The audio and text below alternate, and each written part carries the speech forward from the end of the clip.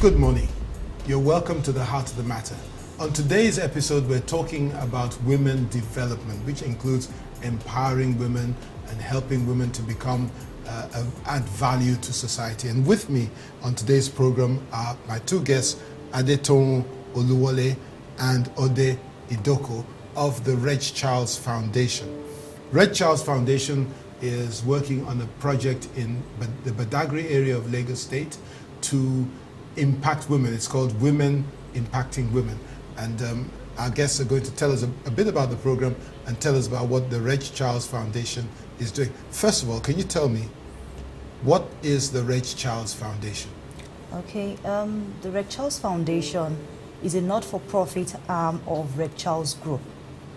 We are focused on training entrepreneurs, specifically in the area of entrepreneurship and capacity building. We are focused at training youth and women. And we believe that when we train a woman, we train a nation. Okay. So that's what we do at RegCharles Foundation. But at the thrust of our work is also the offering of financial inclusion services to women and youths that we train. So we offer them seed funding with a very flexible repayment plan. Okay. Now, tell us about RegCharles. I mean, is RegCharles just about the RegCharles Foundation? If so, how is it funded? Tell us something about RegCharles. Okay, RegCharles is actually a group made up of 3 subsidiaries. We have the RegCharles Finance and Capital, we have the RegCharles Management Services, and the RegCharles Foundation. Okay. Let me talk a little bit about the functions of each of the subsidiaries. RegCharles Finance and Capital is the profit-making arm of RegCharles Group. And what we do basically at that subsidiary is a non-banking financial services. What I mean by non-banking is this. We have a license by CBN to operate as a non-banking. We cannot take proceeds, deposit from the general public. We cannot come to RegCharles Finance and Capital and say, I want to open savings or current account. We don't do that. But we can take the fixed deposit from the public at a tenure and then at interest rate and we'll pay them.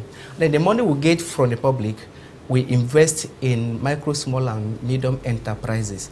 So we take funds placement from the public and then we invest in MSMEs. That is a function of RegCharles Finance and Capital.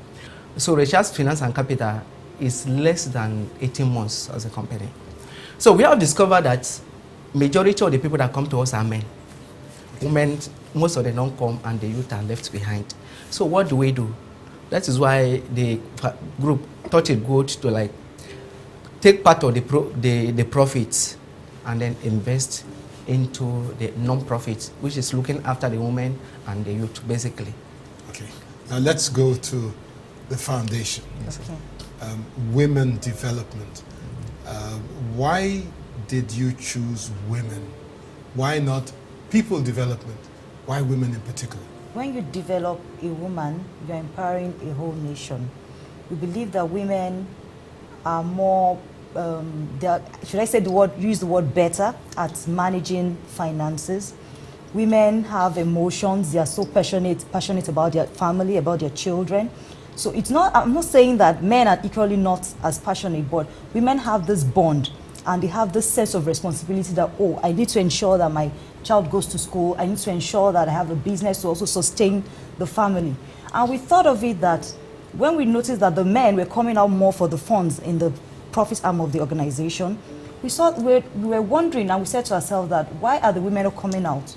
So we decided to do our own research, and we went into different communities to talk to the women, and they said, oh, that at times it's the cultural beliefs of some settings, of some communities that hinders them from allowing the women to come out to work or to ask for funds or to go into entrepreneurship and then become sustainable on their own. So we thought of it that it's better for us to also empower these women so that the ripple effect can be felt on their community as well. So you've settled for women and you settled for Badagry. Yes. Why Badagry in the whole of Nigeria? Why did you pick Badagry? Okay, this is actually a pilot program. We intend to go to other communities as well. We were actually invited from Badagry. The local government chairman invited us when we had a meeting with the state government about the projects we intend to run. And they were like, no, that we need it more in Badagry, that we should come to Badagry. So right now we're working with the Lagos State Ministry of Rural Development and Lagos State Ministry of Women Affairs and Poverty Alleviation in Badagry. So we're actually invited. Okay, so Badagry is where it's going to happen. Yes. Tell us about the Women Impacting Women program. What are you looking to achieve, and what is it that you need to do to be able to achieve it? For the Women Impacting Women project, we intend to empower 100 women who are referred to women at the bottom of the pyramid. When I say bottom of the pyramid, they are the rural women who don't have anything to do right now. They're not employed, economically they're not doing anything. So we need to impact 100 women in Badagry for the first phase of the program, and then we can scale it up based on the need. That's what we intend to do. Okay, now if you have women that are not doing anything, that implies that they don't have the skills to do anything, I guess. Absolutely. So what do you plan to do to give them the skills to be able to do something? And that is where I come in as the head of capacity of RegCharles Group. Now, basically, we are looking at two kinds of training for them. Vocational training, where we give them soft skills. Like we are looking at something like soap making, disinfectant, air freshener, and some other vocational skills, particularly based on the resources available at Badagry. We also discovered that most of them, if you just give them vocational training, at the end of the day, the best they can have is vocation. Go back home and begin to practice that. And then most of them, even if they're in business, they don't know how to manage the resources. Ask some of them, how much are you selling? Let's say a bowl of akara, they'll tell you 10 naira. How do you arrive at that 10 naira? Are you sure that you are not running your business at a loss? They won't be able to know. So we'll come in here to give them basic business management training. Then also teach them on customer service. How do you maintain your customer? Because customers are the lifeblood of every business. If you treat your business well, your customers will go out there and become free marketing agents for you. So how do you treat them well to ensure that they are retained? Not only retained, they go out there and begin to talk about your business to other people. That is one. Number two, we also look at sales and marketing. How do you market your products? Is it just word of mouth? Do you the age we are now is not just word of mouth. Do you know anything about internet? Do you know anything about Twitter? Do you know anything about LinkedIn? Do you know anything about email? Do you reach your customers? Do you have a customer base? How do you reach them to ensure that this will come back to you all the time? And then we also look at interpersonal skills. So these are basic kind of entrepreneurship training we'll give them to ensure that their businesses are grown and they are sustained. Can you break that down into programs, courses that you're going to give them? You've said you would give them vocational skills, yes, soap making, etc., etc. Yes. What other programs? Because you need to address the area of marketing, like you said, the area of bookkeeping and so on and so forth. Now you're dealing, obviously, if you're dealing with the people at the bottom of the pyramid, you're dealing with probably illiterate, or at the very least uneducated people. How do you intend to give them the skills, and what other skills, apart from vocations, are you going to give them? The methodology we intend to apply for this project, because there are women at the bottom of the pyramid, they're rural women, we intend to come down by speaking their dialects. We're going to have someone who would speak in Yoruba or Egun, so that they can actually understand the basics of what we intend to teach them. So we're going to speak their basic language. Okay. Now, have you actually got 100 women so far? And if you haven't, what's the criteria for picking 100 women for this project? Okay, we have our selected criteria to get the 100 women on board for the program. They must be people who do not have any form of income at all. Okay. They should... No income. No income. Good. Two, they have guarantors who they're going to present to us. They must be residents in Badagry. Residents in Badagry. Okay. Three, they should... guarantors? They should have guarantors. Okay. As well. So they should be, those guarantors should be able to tell us that they are actually residents in that community. And do they take on the responsibility of any seed capital you invest to them if they are unable to pay back? The guarantors have to... The system we are using is what we call the village capital method. Okay. Where we want to fund them into cooperative 2 groups, clusters of maybe 10, 15 of them. Now, once they have formed into that cooperative clusters, you give responsibility to them, like you appoint the coordinator. So you don't give the money to one person and go. That's cooperative. How much does each person need? Let's say 50,000 naira. 10 of them, that's like 500,000 naira.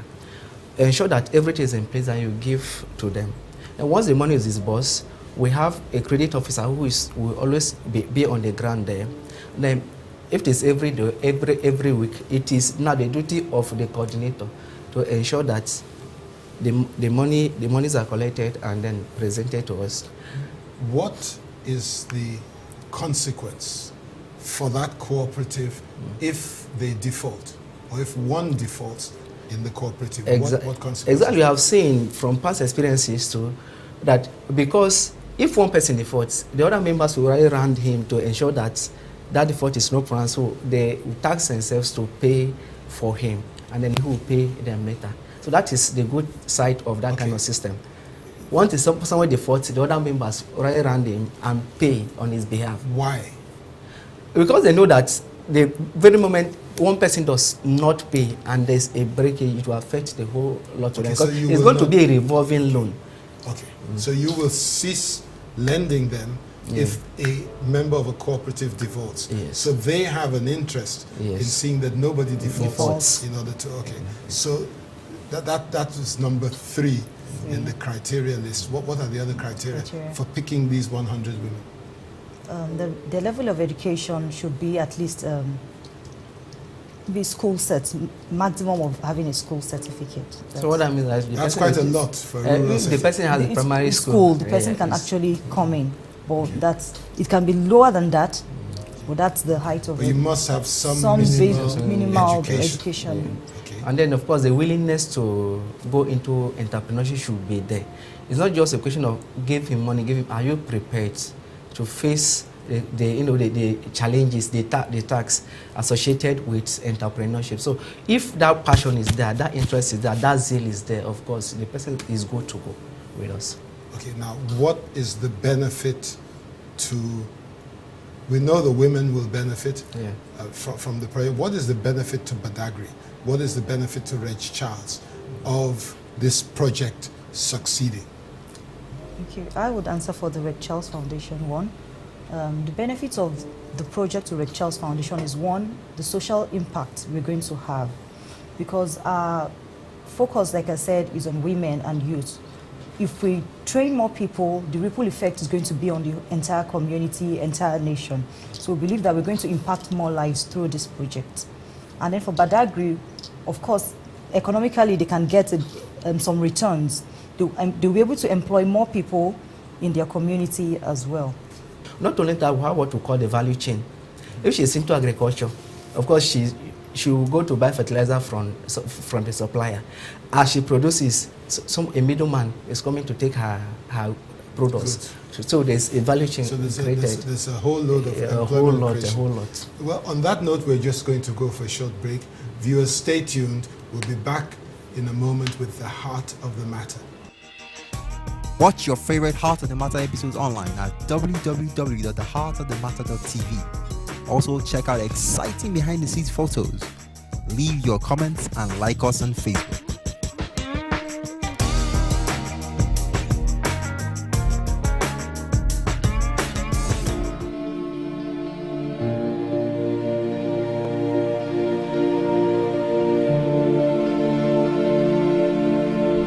Welcome back to the Heart of the Matter, where we've been talking about women's development. Hitherto, we've been talking with members of RegCharles, the RegCharles Group, which consists of the RegCharles Finance and Capital, RegCharles Management Services, and RegCharles Foundation.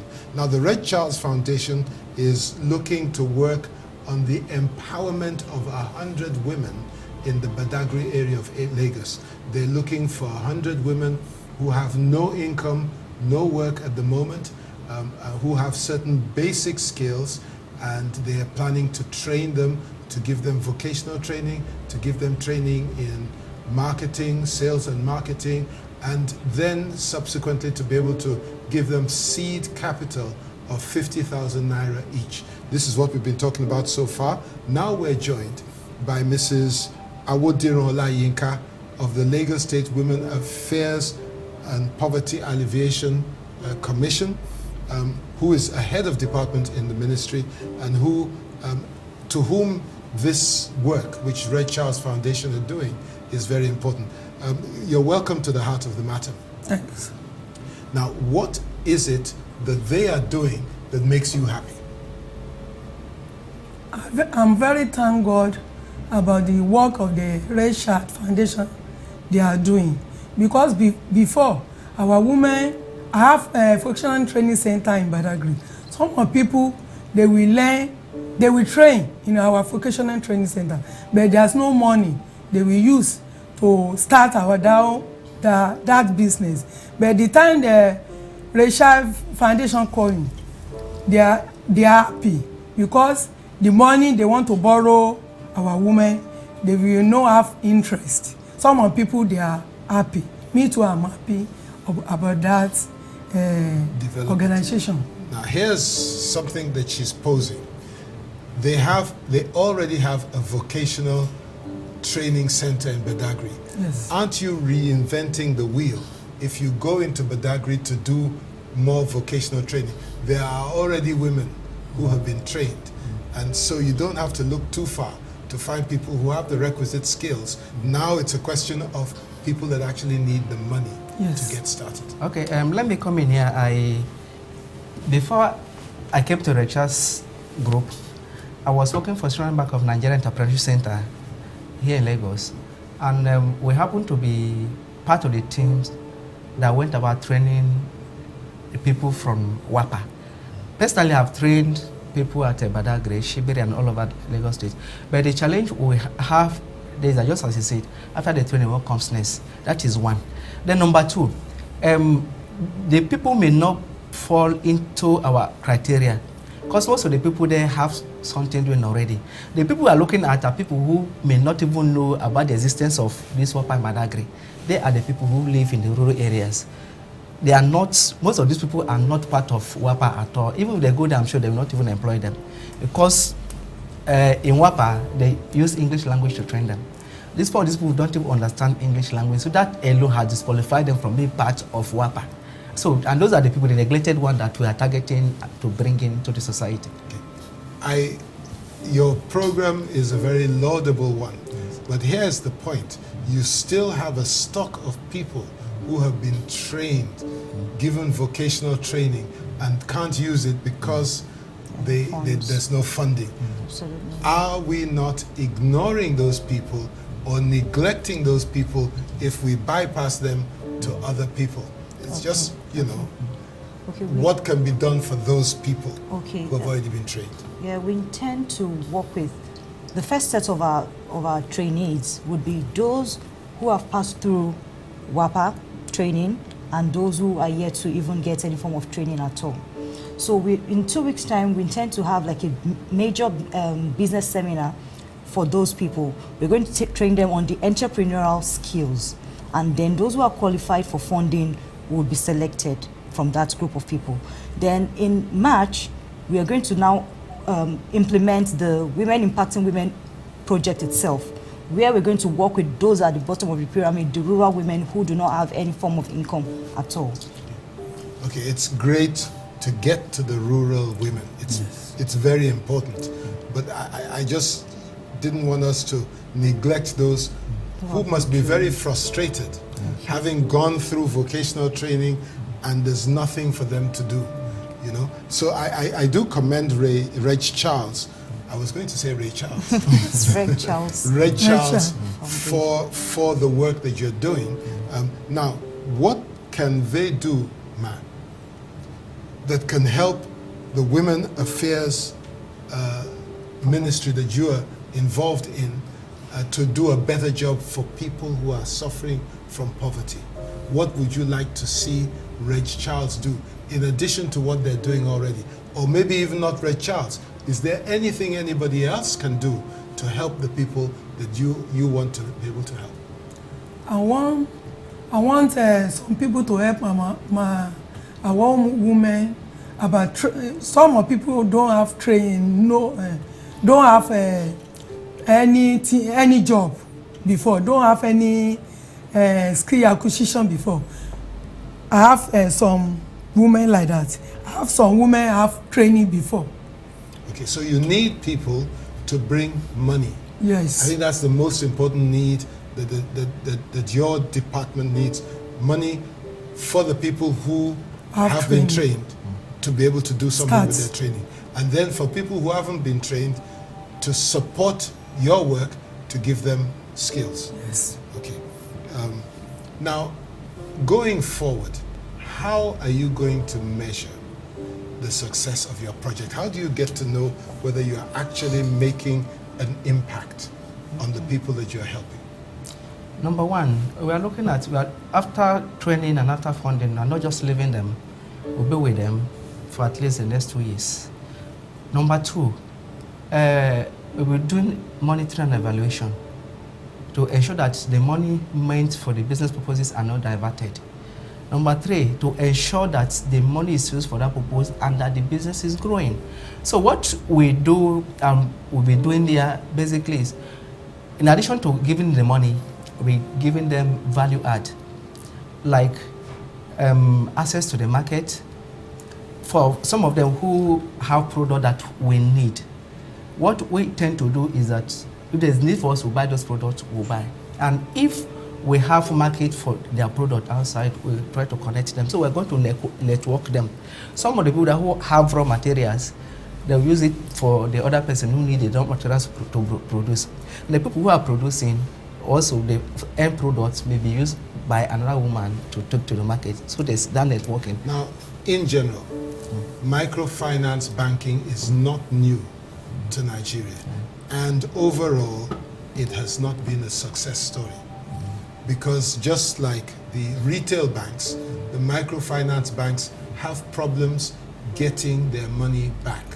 What is it that you are going to do that the microfinance banks didn't do to ensure that your project is a success? Number one, microfinance banks charge interest rates. Charge interest. We don't charge interest. Because our own is social investing. We invest in you and that money is returned at the end. The reason why microfinance banks fail is as a result of the throat-cutting interest. By the time you are giving somebody 20,000 naira and you're asking the person to pay 5% interest every month, it becomes too difficult for the person to pay. And if the money becomes too much for him to pay, what happens? Default, failure. Okay, so we don't charge interest. Free, interest-free. Interest-free yes. loans. Yes. The second point is that you said you're going to monitor people. Yes. Now, here you have somebody who has no income. They've received seed capital from you and they're producing. There's some money in the house that has come from the business and the children are hungry. How do you stop that person from using the money which is supposed to go back into the business to feed their children? What we're doing basically is that we're holding meetings with them weekly meeting. Let us know where your business is. What are the challenges you are facing as an entrepreneur? And where do you think you can come in? So with that kind of regular meetings and feedbacks, the challenges and the loopholes will certainly be fed out. Of course, that is part of the training we're giving them. Tell them about financial prudence, financial integrity. Please, if for any reason your child takes 10 naira sweet from your business, make sure that 10 naira is replaced. Don't take that sweet and let the person go. That is one. Number two, for whatever reason, if you need 20 naira and you took it from that business, make sure that it is counted to you as loan. You have to pay it. Number three, put yourself on salary. If it is 10 naira, 20 naira, and at the end of the month, once you are taking that 10 naira, your eyes should no longer look into the coffers of the business. With all these trainings on the weekly basis and meetings. Okay. You need to have a relatively strong staff strength Sure. in order to be able to deliver this, Yes. in order to be able to successfully monitor them. Have you got that staff strength available? We intend to work with volunteers and interns who are willing to join us in this project. And we would like to have volunteers who are also residents in Badagry, Okay. so that the mobility wouldn't be a challenge for them to come to work and then do the necessary things they need to do. Okay. Are you working with any faith-based organizations in Badagry to be able to see that you get the volunteers? We wouldn't mind working with a faith-based organization in Badagry, but right now we're just soliciting that people who have CVs to submit. You have a cousin or nephew doing nothing in Badagry, let them drop their CVs with us, and then they can come on board to assist us to work.